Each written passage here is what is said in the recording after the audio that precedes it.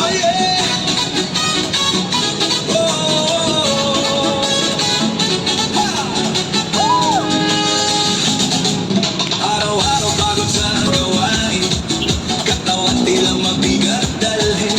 Ngunit kapag tutok ay narinig, lahat biglang nagiging magaan. Mga paa kung saan gumagalaw, kamay sabay na itinataas.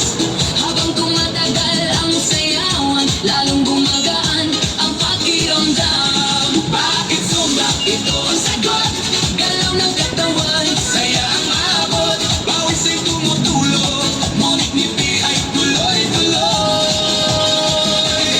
Bakit sumba? tanong ng lahat. Di mo gumagaan ang bigat, Habang sabay ang bawat galaw, lumalakas ang buong katawan. Ayan! Kapag sama-sama ang grupo, mas nagiging masigla ang galaw.